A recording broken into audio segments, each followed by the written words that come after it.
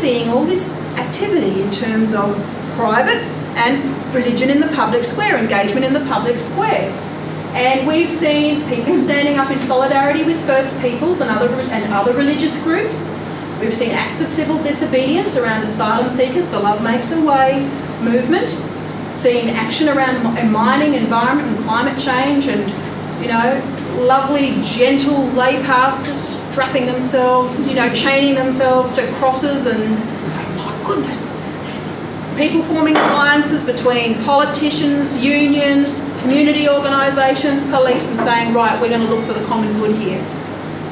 What we see is church attenders looking for an integration between private faith and the public life. We said, do you think Christians should be involved in changing the structures, working towards changing the structures of society to make a more just society?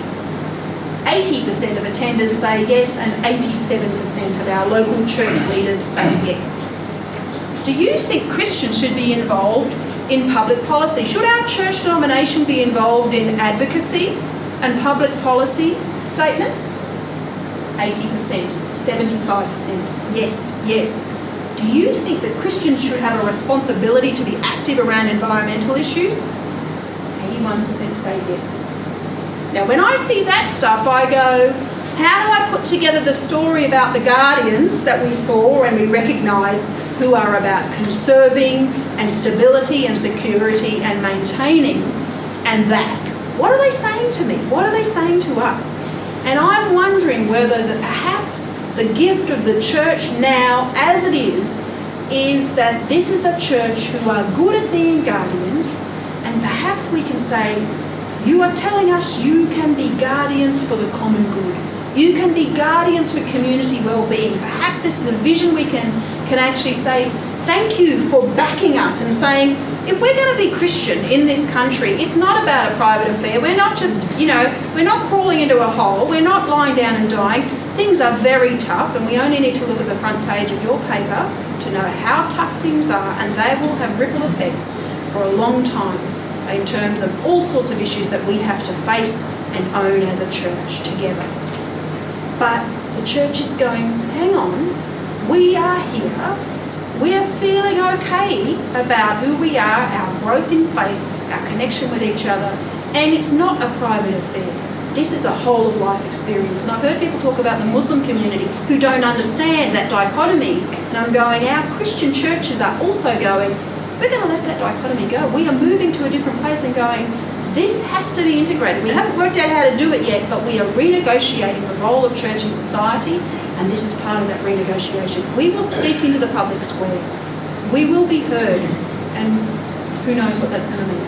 It's going to be a painful transition time, but this is where they're at now, and they are backing you. If you are leaders, there are people, and there's all sorts of views. There's voting patterns are all different. Leaders vote differently to attenders in lots of places.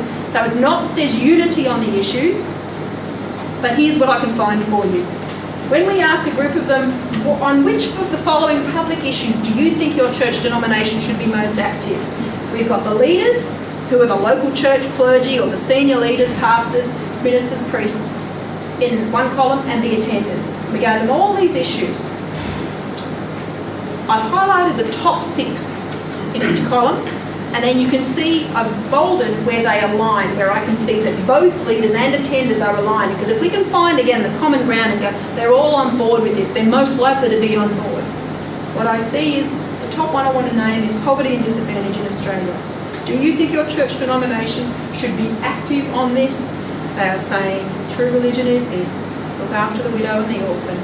Speak up for those who do not have a voice, who are oppressed, who are marginalised, the disadvantaged. We back you on this. Okay? We want to be part of this. Poverty overseas, support for marriage and the family, and bioethical issues. That is where there is greatest alignment between what leaders and attenders are saying in terms of where they're asking for you to be active.